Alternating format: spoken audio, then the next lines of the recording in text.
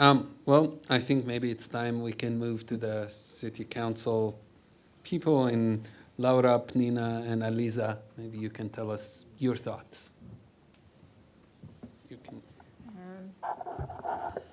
Okay, well, first of all, it's really an honor to be up here with the two of you, with all of you. It's really been very interesting for me to be taking part in this conference.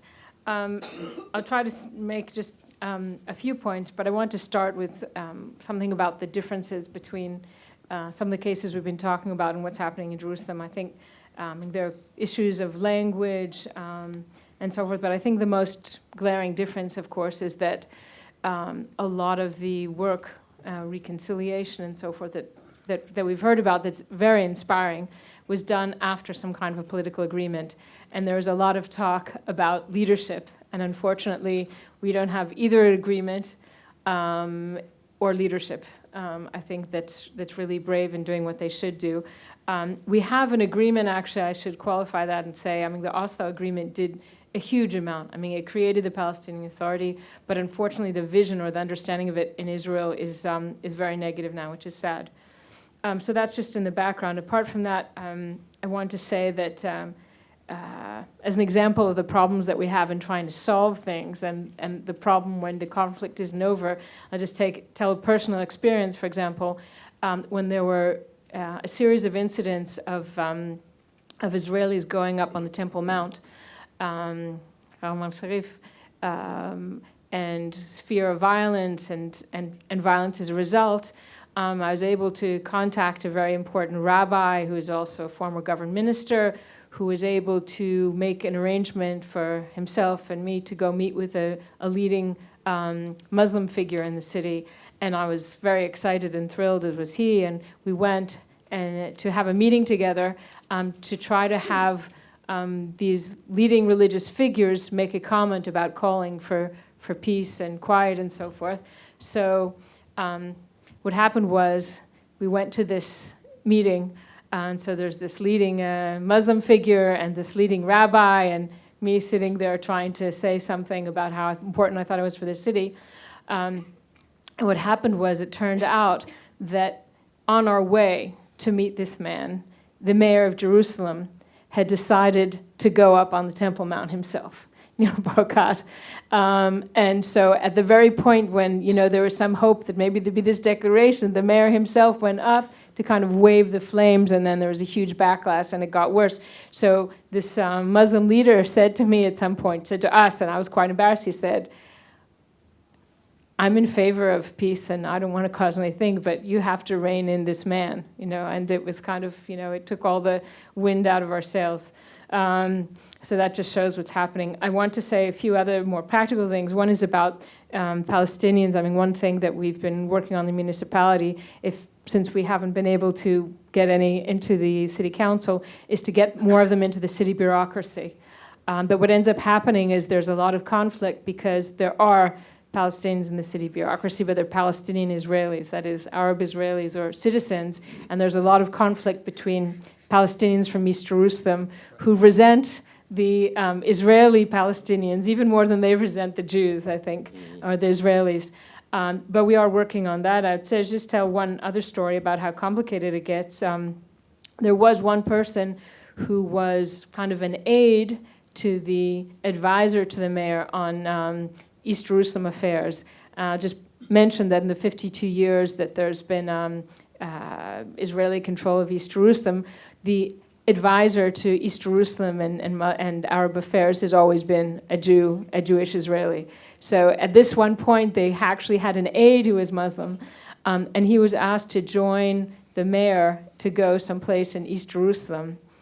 And he told me a very funny story, which was that there was a gathering. The mayor basically imposed himself on a meeting of the leadership in East Jerusalem in I think it was Silwan. And this friend of mine at some point got up to get something else to drink or to get seconds on his meal.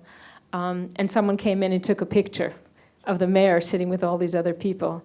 And he told me he was so lucky that he got up to get seconds because that picture was posted on Facebook and all of the Muslims, all the East Jerusalemites who were sitting with the mayor got attacked and got threats and were, shamed publicly. And my friend just happened to get up something to drink and was spared. The last thing I'll just say is a point about things that we can learn. You mentioned that you're about the young people. I'd say that one thing that is very different, that's striking in polls that I've seen, and this maybe refers back to your advice, is that from what I understand, there's a great divide now in Palestinians in Jerusalem, and that most of the 30 plus are adamantly opposed to voting or any political engagement, and the 30 minus are beginning to talk about it. I know a lot of people who voted for you personally, and they're all under 30, whereas people that I talked to about voting at all, my age and so forth, were adamantly against. So maybe in the future, there'll be people who'll take your advice. The good thing is 70% of us are under, I think, 35. Yeah. 50% are under 15, so we have a promising future in that sense. Thank you.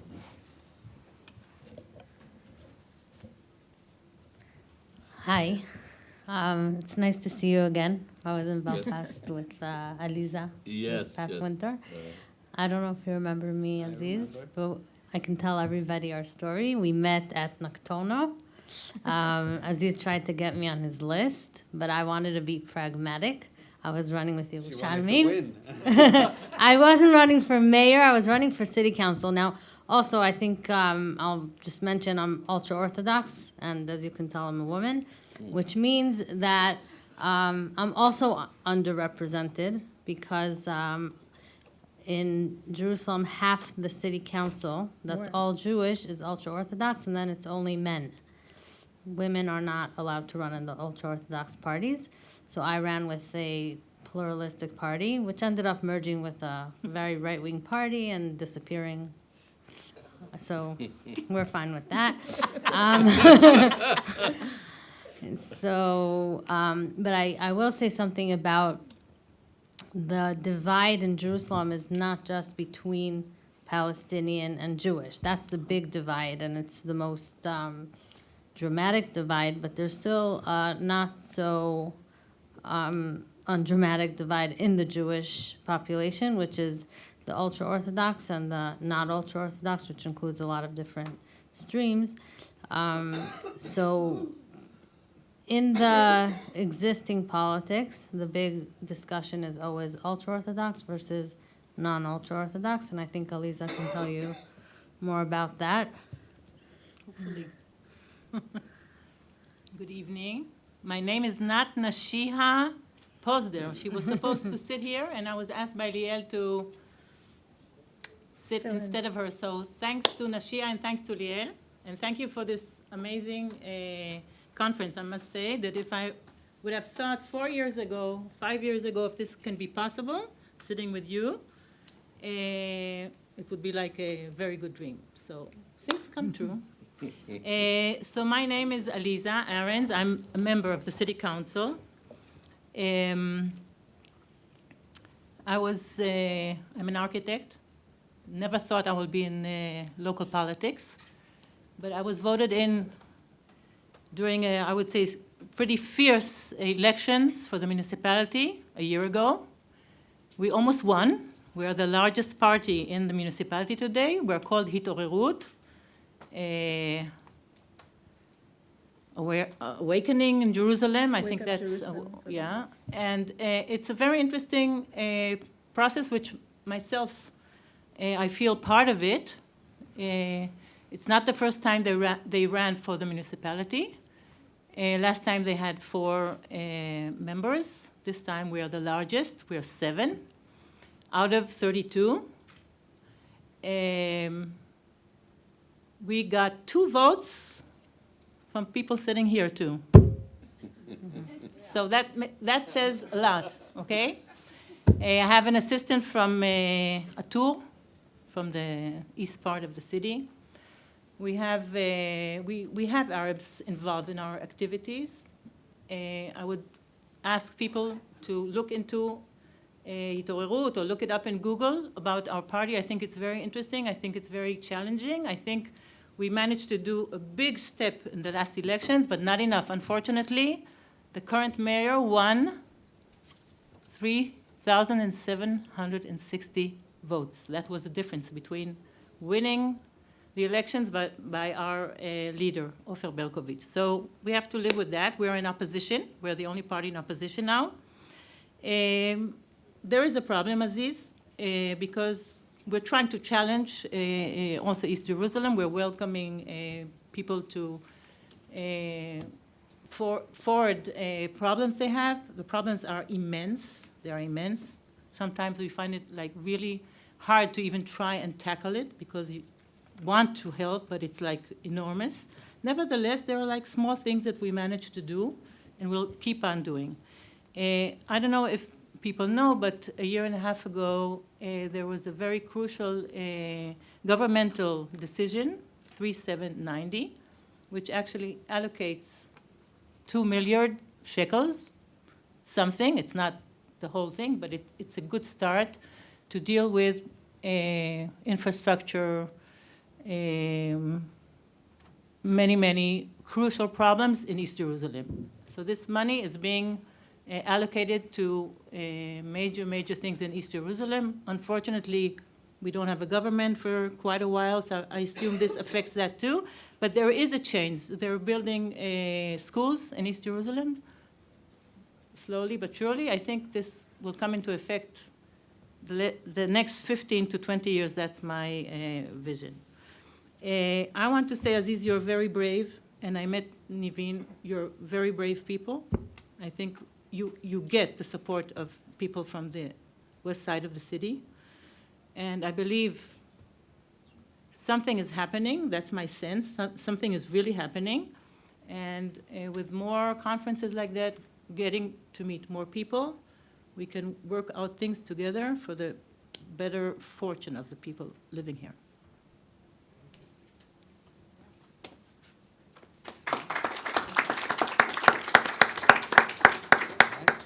Questions open for the public. Yes, in the back there. Do you think if you had won the political situation in Jerusalem would have been ready to accept you as the mayor? Like in Ireland, it seems as though there were like unionist members who supported your election. You had, it seemed less conflicted than it does in Jerusalem. And I just somehow can't, well, maybe not. I just somehow can't imagine the Orthodox community, like most of it or even half of it, not committing like some seriously violent actions if a Palestinian was elected as mayor. Okay. One, surprisingly, I did a few meetings in West Jerusalem, and I was surprised by how many people showed up and by the support, because I didn't in the beginning expect any, including religious people. And when I asked them why would they support me, they said, well, we don't agree with you on many things, but we're tired of the status quo, and this will kind of piss everybody off, which is good. Sometimes that works. So I actually think there was some kind of ground for people in West Jerusalem. I mean, I remember when we were collecting signatures, and people were coming, all these guys with kippahs on, and were coming to sign. And it was such a powerful thing for me to watch these guys coming to do it. So I think that could have happened. I can't talk about the ultra-Orthodox community, how they would have reacted, but I'll tell you, I was interviewed quite a bit by the Israeli media. And one of my favorite interviews was with a Haredi ultra-Orthodox radio here in Jerusalem. I don't remember the name. And halfway through the interview, we got along really well, me and the guy who was interviewing me, and he goes, you know what we should do? Run together, Arabs and Haredis, and we take over the city. Muslims and religious Jews will get along, and let's go against these seculars. And I just started laughing because I'm like, oh wow, there are many alliances that can work that we don't think about. And we all have many identities beyond just Arab, Jewish, Palestinian, Israeli. There are many other alliances that could, I'm not suggesting I agreed, but what is it? I couldn't eventually run. That was 3 weeks before I had to drop out for the polls. It depends who you ask. I mean, people in East Jerusalem, Liel and Niveen did a poll that showed that 60%, if my memory is right. Yeah, part of the voting. Yeah, it was Hebrew University who did a polling about Palestinians who were willing to vote. 58% of the people said that Palestinians should consider voting and participating in the election in order to solve the problems they mentioned in the poll. Right. They didn't say that they themselves will vote. The highest rate was a poll by Khalil Shikaki that was done in March, in which 20% actually said that they will vote. So 20%, if you take that into numbers, that would be about 30,000 Palestinians. How many seats? No, more than that. 3,500 It would be voted. 60,000. Oh, wait, half a- 60? 3,500 voted. Let me do the math. Aziz did a very, you say what you did. What? You said to the people to forward their vote to Ramadan Dabash. Yeah, some people did vote, but But not, I think there was also a problem because Ramadan was seen more as very pro-Israel. I'm not saying he was or Likud. wasn't, He was, but he yeah. was viewed that way, which turned a lot of Palestinians against voting for him. Many of the people I knew were going to vote decided not to vote when I dropped out. And they felt there weren't anybody that represented them. So that was, I think, the challenge of why a lot of people. But if you had like 40, 50,000 even votes from East Jerusalem, you will get 6 seats, I think, with that, no? no. One. 5 seats? One. No. 7 No. and For Jerusalem? six. No, that's for the No, you're right. Knesset. You No, think about you need 8,000 is a seat. 8,000 8 is to a 10. seat. So We yeah, got- you can get 5 seats with 40, 50,000. That's Pretty correct. good. That's amazing. You could have been as big as Itorut. Yeah, could have. All right, next. Yeah. Can you just explain why you dropped out? What happened? Is the system designed? I didn't get that. All right. Sorry, I should have probably said that in the beginning. I'll explain 2 reasons why I dropped out. Number 1, I had a lot of problems for my residential papers. I'm not a citizen, which means I could lose my residency anytime. I went to renew my travel document. I was told your residency is under birur, Evaluation. under evaluation. Reevaluation. And it was very clear to me that the reason was under evaluation is what I was doing. They didn't say that, but it was very clear. Suddenly was under evaluation right when I announced I'm running, which is a serious thing. I don't want to lose my ID. I don't want to lose my right to live here. So that was one. And second, we got a lot of pressure and threats from the Palestinian government as well, which didn't want us to run. I think there's a lot of fear from the younger Palestinian generation taking over and becoming rising leadership among the youth. Think about this. The average age of Palestinian leaders today are, I think, about 70 years old. 69 point something, 70 years old. The average age of a Palestinian is 19, 20 years old. So in the whole West Bank. So there's no wonder that if you're 70 and you see these 20-some years old and trying to become leaders, you're saying, oh, I don't want them. And so we got significant pressure and threats. And yeah. All right, other questions? Yes, sir. Thank you very much. Very interesting. Maybe I start with Aziz with negative note. I would understand that you didn't do your homework. You're not legal, you're not qualified. Why did you not? Why did you do it? People say at that time, maybe you want Israelis to give you citizenship, make you qualified. Or you were misled by your advisors. Okay? This is what happened. So maybe you didn't give room to others to run. There is Alayan or whoever other. So you didn't give them a chance. So here you ran, and young people also misled, or they didn't do their homework also to know what the hell's going on.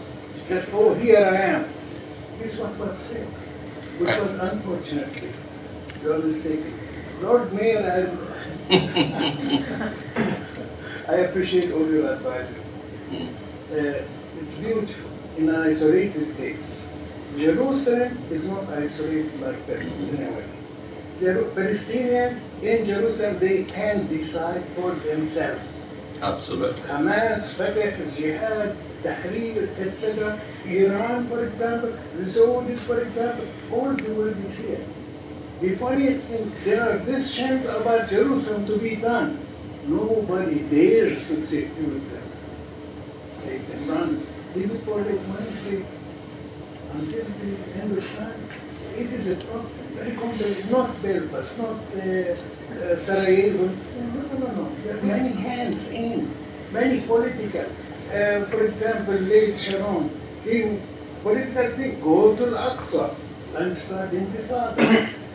It's many things, very confusing. I don't know. We need the hand of God to come and fix it. Thank you very much. Thank you. And could I just say in response, I take what you say, the complexity of the situation, and I certainly wouldn't come here to give advice or to tell Palestinians what to do. That would be absolutely and utterly wrong. All I can say is our experience was this. It was a positive experience, and maybe you may look at that. And I wanted that advice. I actually did my homework in the sense I did reach out to Aliyan. I did reach out to a lot of people who are involved in the Palestinian Authority. I reached out to whoever was in charge of Jerusalem, to the Husseinis, to everybody you can imagine. I reached out to them, and I met with many of them as well. I think the response I kept getting is, why bother? And that's a little bit problematic to me, the why bother, because, and I kept saying, you know what, I don't need to run. One, if you have somebody else, I was willing to not run. And the reason I only ran because I felt nobody else was willing, mainly out of fear, and I felt maybe I'm more privileged in some ways, and so I should do it because of that. But the second reason is I said, what's the alternative if we don't join the municipality? Fine, let's not run for the municipality, let's boycott it, I'll take that.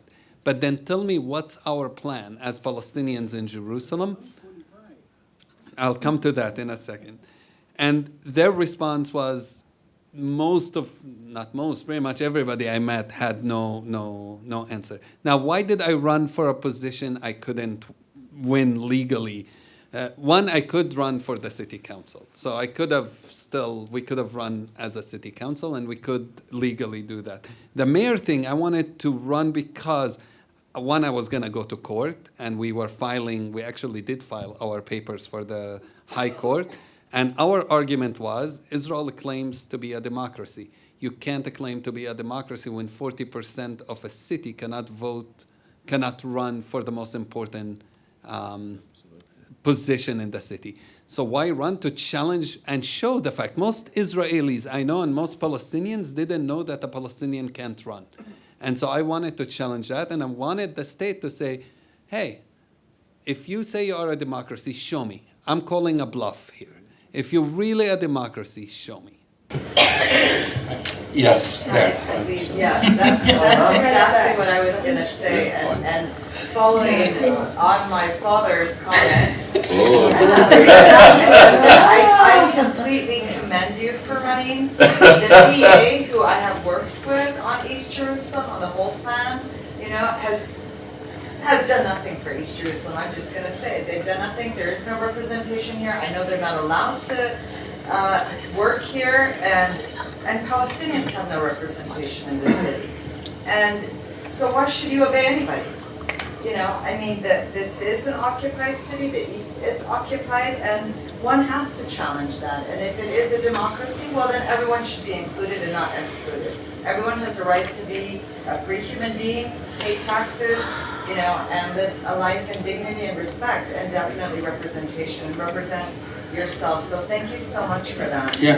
And, I mean, I really admire you, that's fantastic. And I said this to the keynote speaker, and there was just some comments, again, when people refer to Palestinians as Muslims or Christians, I think it's so important to refer to Palestinians as Palestinians, because there are Palestinian Muslims and Christians, and there were Palestinian Jews in the past as well in Jerusalem. So it's just important to recommend that, to realize that in terms of terminology sometimes. But thanks so much. That was such a great presentation.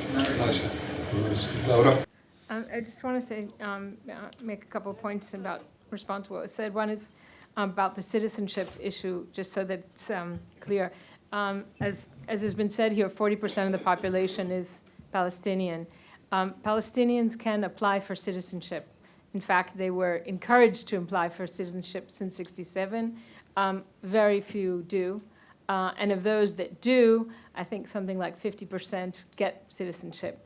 But it is an option. And most Palestinians, it's another political statement. They don't want Israeli citizenship. That's just kind of a side, just to clear that up. I'll just say, the wait line to get an interview for it is 3 years right now.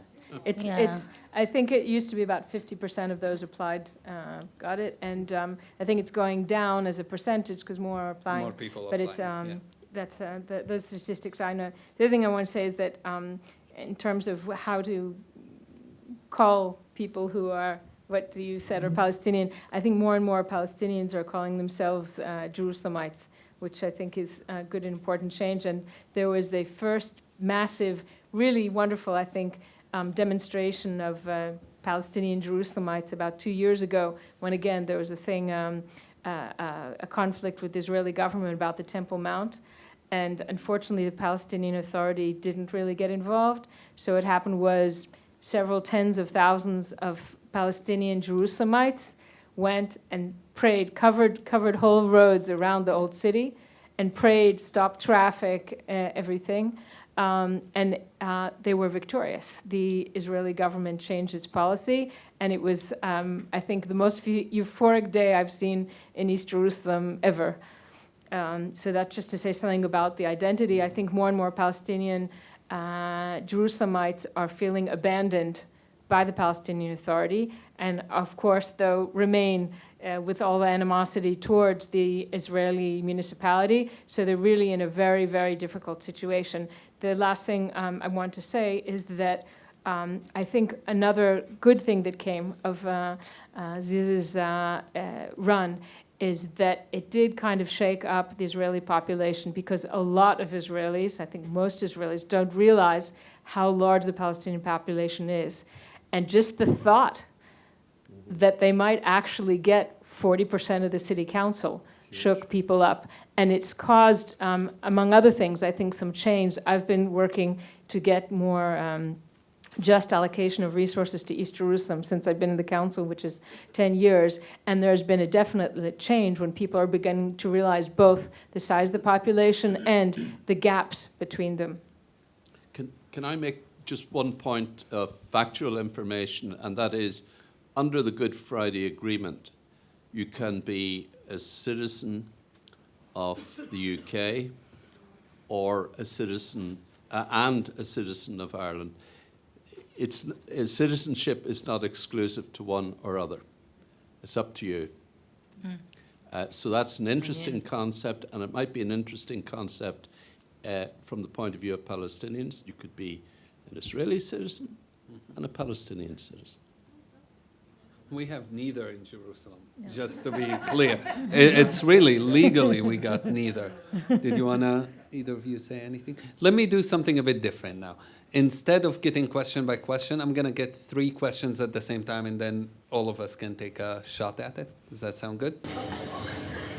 So thank you very much. That was very interesting. One of my favorite topics. So basically, I just want to comment on something that you said on how Jerusalemites actually come to it.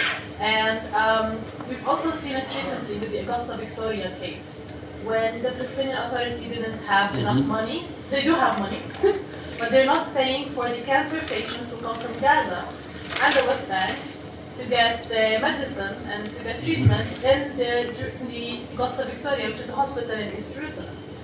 So it was like all Jerusalemites came together and they were able to fundraise at least 2 million shekels in one day.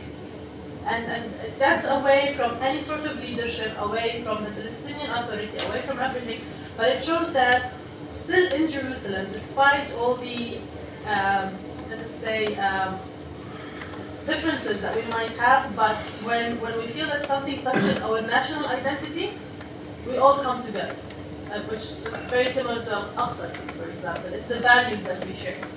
I think, Aziz, you're forgetting to mention one positive thing that came out also from the experience, which is we were actually talking throughout the elections campaign and stuff. I didn't run, Aziz, for personal reasons. But the thing is that we found out that there is a gap in leadership in Jerusalem. There is nobody that, as we have been saying, nobody that really represents the people and can speak for the people. And it's something that we decided to do our initiative, which is called Our Rights, or Hukukuna in Arabic. And it's basically going to focus on creating, or not creating, they do exist, but they're scattered, in kind of encouraging, cultivating that leadership that exists, and kind of like finding alternatives of people representing people representation. Like we had yesterday, we mentioned the Mukhtars, for example, or the councils, the local councils. This is something that we will be definitely working on using different methodologies as well. But it's also important not to think in isolation of the Jerusalem municipality, which I think it's something that both the Palestinians in East Jerusalem but also the municipality can do together. Create channels of discussion. It's excellent that the municipality is thinking to increase the budgets for East Jerusalem, but does it really understand the needs of the people? Are there mechanisms where the people can actually participate and and say, these are our priorities? Because even if the municipality, and I'll take Shafat as a case, did a small playground for kids, it was destroyed the next week. Because they feel this is not what we want, It doesn't belong to us, it doesn't resonate to us. They need it, but they say it is imposed on us. So I think it's really important for the municipality to find these kind of channels of communication with the people, with the grassroots, at least in East Jerusalem. Yes. I have a question for Ms. Pffeuffer. Sorry, for Aliza. Pnina. Pnina? No, yeah. Pnina. Okay, you. How did your community react whenever you decided to run for office? And also, I don't know, that's like a general question, but how can a party that doesn't accept women run in a democratic? Okay, that's Can we wait just 1 second? We'll take one more question. We can start with you, or two. Which one is your name? Mine? Yeah, no, your name. Aliza. Yeah. I want to ask you. You was saying that you was close to win, no? And the question is, if you win, do you think you will be able to rebuild the concept of masculinity that now we have in Israel? And femininity. Yes, last question, then we can answer. Yeah, just a short question towards you. So I'm still wondering why you didn't at least continue the process in front of the Israeli Supreme Court, because now we don't really know whether there would be a chance for a future one running for this office. So to start this process, why didn't you continue, and who should be the one now challenging this democratic stance of Israel? Yeah. Okay.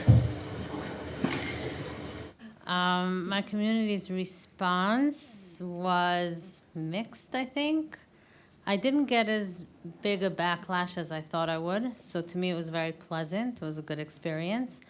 The only people whose opinions I care about are my family, and they were fine with it. So everybody else I didn't really care, but I have to say that the Haredi politicians and media gave me a fair run. I was interviewed in one newspaper and a few websites, which I don't know what that means to you, but for me that means that they were relatively accepting. The reason they accepted it is because I didn't challenge the bigger picture, which is I didn't force myself into a like I could have taken them to the higher court the same way Aziz did, which addresses your second question, for having parties that don't allow women. So as long as I didn't do that, they weren't so upset. If I tried to do that, that would really, they wouldn't have been nice to me. How we can have, I mean, there are a lot of questions you can ask about Israel. That's one of them. Well, it's been challenged in court since then. I mean, the two big ultra-Orthodox parties had to change their party charters as a result of a Supreme Court appeal about a year ago. Because until then, it explicitly said that you could only be a member of the party if you were a man. And that was overturned finally after it's been being worked on. It was very, very symbolic and minor because, first of all, it's only one party's charter, Agudat Israel. They're part of, together, they're with Degel HaTorah, they're Yadut HaTorah. And that's the Hasidic party, and they're the most ancient Haredi party in Israel. They've been here since the beginning of the state. So they had in their charter that women couldn't be members of the party, which has no meaning because there are no party members. There are only a few men who make decisions. So. Well, but at least you got that interviews, because I couldn't get in any Palestinian media. I was completely boycotted. Not really boycotted. I think they were ordered not to interview me. And that made my job a lot harder in reaching Palestinians, because there was mainly misinformation about my run, and I had to work 10 times harder to reach people, because I could get Israeli media, but then that doesn't help me with Palestinians. I got you Haredi media. I don't know if you're aware of it, but I got a Haredi newspaper and the Haredi website to put an item about your party. Nice. Thank you. But that's cute. It's very cute. Tell you we should have run together. Thank God, social media. Thank God, social media. But there is a lesson in what you're saying. We have 4 years till the next elections. We need to work on media. We can form a party here. No, media is key. I agree. Sorry. What is your name? Julio. Masculine. Mm-hmm. Just kidding. I can just tell you about my party, Itorerut. We are out of 7, 3 are women. Out of the list of 20, 50% are women. Unfortunately, there was a woman running for mayor this election. She didn't succeed at all. That was my party. My feeling is there's no chance that there will be a female mayor in Jerusalem in the next. But that's not the problem of the city, believe me. Laura, you have something to add? Well, I just thought I'd say something about the leadership issue that you mentioned, because it is a problem. Unfortunately, I think this is one of the biggest problems, but it's not like a coincidence. It's not a failing. I actually spoke with the mayor here about this the other day. I think the worst problem in East Jerusalem today is the police.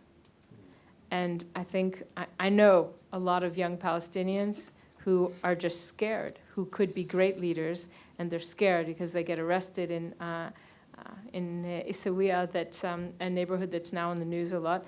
In the last elections, I think out of 15 or 20,000 people, 7 voted. 7 people voted, yes.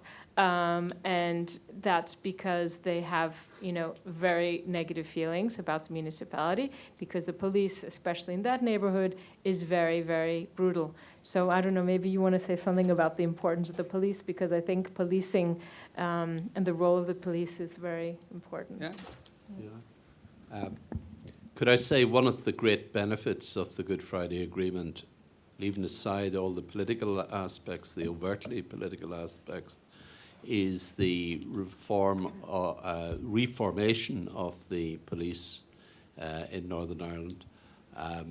The RUC was the previous police service in Northern Ireland. It was regarded as a police force rather than a police service.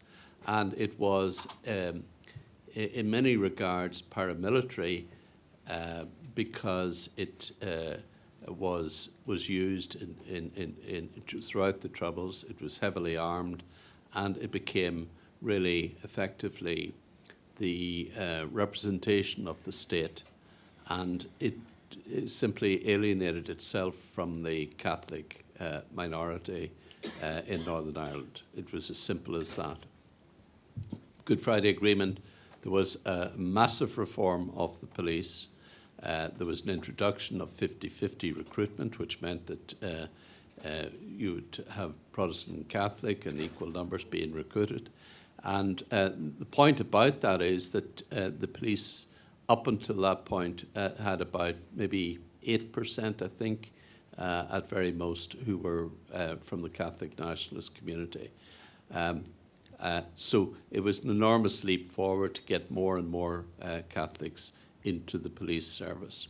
Now, that doesn't solve the problem completely, because you have to change the culture of policing, and the reforms were there to make policing into civil policing and community policing, and that the investigative aspects of the police were kept under rigid control, because that had caused a lot of problems, the security aspect of the police, the intelligence aspect, and a policing board was established to look after all of that. And that was very, very important. Also, in addition to that, there was a police ombudsman established. An ombudsman is really, it's a Swedish term. It means an independent person with authority, with all the legal powers, who can investigate incidents of police abuse or harassment or whatever. And that was a very important element of bringing the police. Pardon? Public defender. No, not quite, no, but more like a judge, but not in a court, but making decisions. He can make decisions, he can refer decisions to the prosecutor's office, he can make decisions that can go to the courts as well. Because our ombudsman can only advise. It's binding what they say. Oh, it's binding. It is binding. It is binding. So a very, very powerful reform of the police. And the police, throughout the Troubles, were a source of more problems than they solved because of their incapacity to police in a sensitive manner and in a balanced manner. That's my view, and I think it's sustained by the history of the Troubles. Police abuse it affects a lot of people, because the police are seen as the representatives of the state, the representative of that power. Right. I could give you a small example from today. I was driving, got a normal traffic stop, and in my conversation with the police officer, this is part of it. He goes, "When did you get your Israeli citizenship?" And I said, "I don't have one." He said, "But how could you not have one? You have an Israeli ID." And I said, "Yeah, I'm a toshav, I'm a resident." He's like, "What is that?" This is an Israeli police, and this is written. He was writing a report, and he was writing those questions and my answers. And I thought in the beginning he was joking, but he was not. Now, when it comes to even fair, he might have been fair, he might have been not. It is impossible for a Palestinian to think that the police is fair, even when they probably are. But even today, like with my stop, he quoted the law for me. I explained to him how I was following, and I still have a court case to deal with now because of that. So it's very hard. Police are definitely problematic. I'll just answer your question quickly, and then we'll be done here. Why not continue? Because at that point, it became, one, I wanted to preserve my ID, and I wanted to protect the people who are running with me. And the cost, trying to fight both the Israeli government and the Palestinian government at the same time, knowing that my chances were not that high at this point, was not worth putting so much stuff in, so many people and so much in danger because of it. So it wasn't worth it at that point. I think it will be challenged again, and we'll see what happened. But also, I think we'll have more time next time. Yeah. I knew there was election in March because we don't follow, to be honest. And I knew because Liel told me, like, it's all your fault, everything.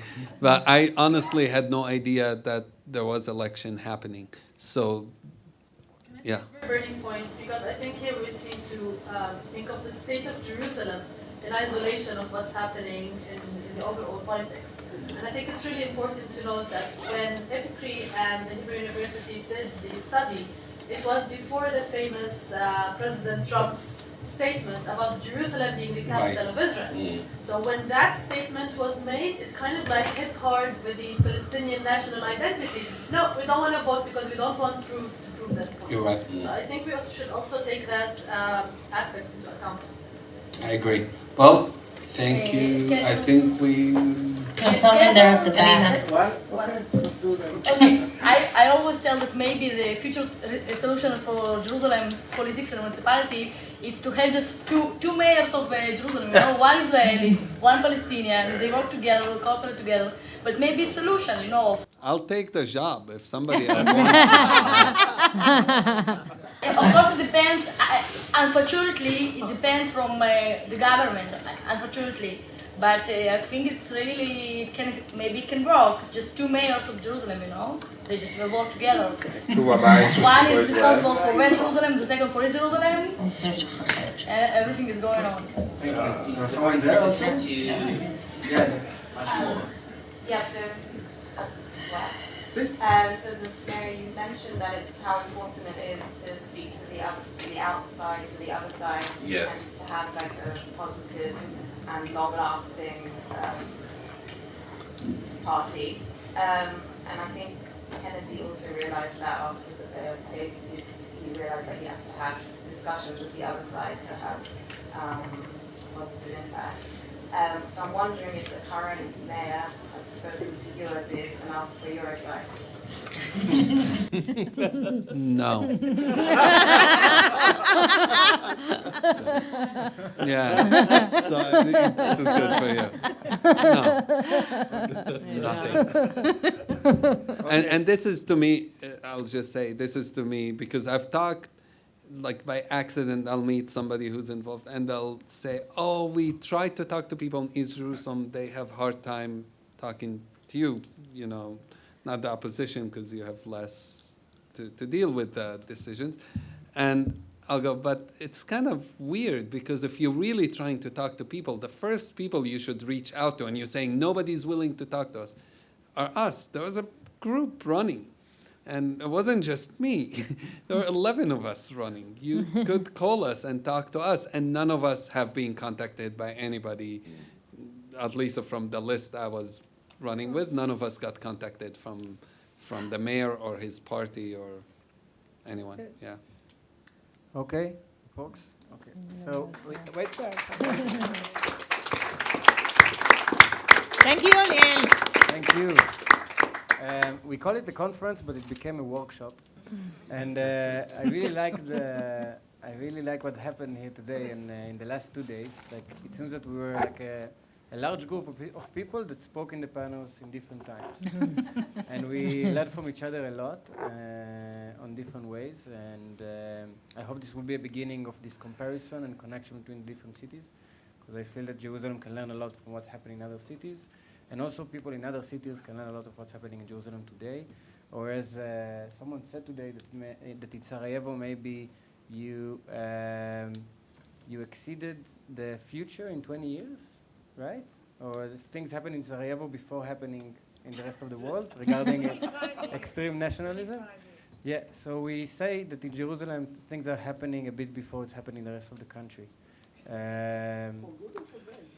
For good and for bad. Not clear, not clear. For all. Yes, and I think that in the last 2 days I learned a lot from you, and I thank you very much for the participation, and I thank for the speakers. And if we had a question during the panel of how come we have a democratic party without women in a democratic state, So now we have another question of a prime minister that's being indicted officially. And he's still the prime minister. Now he's indicted. Was announced. Just announced that the prime minister was indicted officially.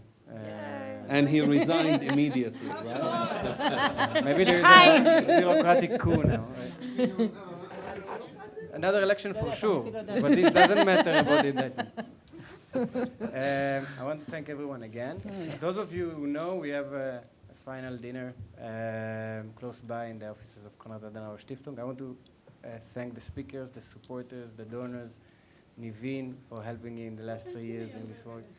And thanks again and have a great evening.